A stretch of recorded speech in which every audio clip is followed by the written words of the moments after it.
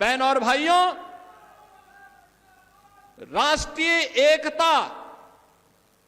ये केवल एक शब्द नहीं,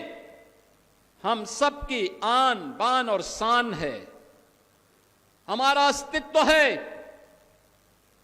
हमारा और आने वाली पीढ़ी का भविष्य है। हम आने वाली पीढ़ी को कैसा भविष्य देना चाहते हैं, यह देखने के लिए इस प्रकार की केवल एक घोषणा नहीं है, ये महज संजोग नहीं कि जब हम लौह पुरुष सरदार वल्लभ भाई पटेल की जयंती के 150 वर्ष पूरा कर रहे हैं,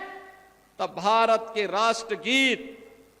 जिस राष्ट्रगीत का वाचन अभी हम लोगों ने इस मंच पर किया है, हजारों की भीड़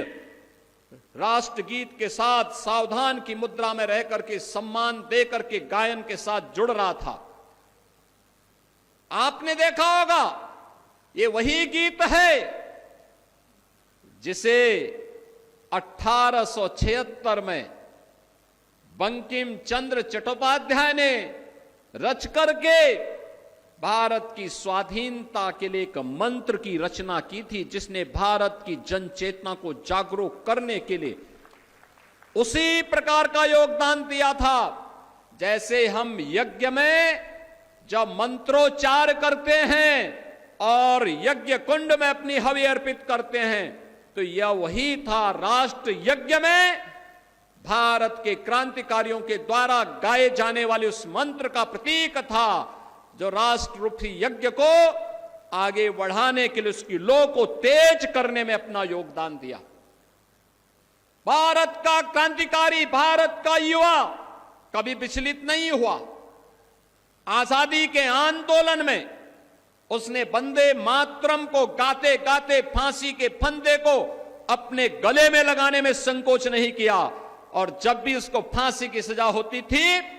वह खुशी खुशी हंसते हंसते फांसी के फंदे को गले में लगा करके वंदे मातरम बोल करके वह फांसी के फंदे पर झूलता था। आने वाली पीढ़ी के लिए एक नया संदेश छोड़ करके जाता था कि राष्ट्र से बढ़ करके कुछ नहीं, अगर हम जिएंगे तो देश के लिए, मरेंगे तो देश के लिए, और कुछ भी योगदान देंगे तो राष्ट्र हमारे लिए प्रथम होगा। और उसी भाव के लिए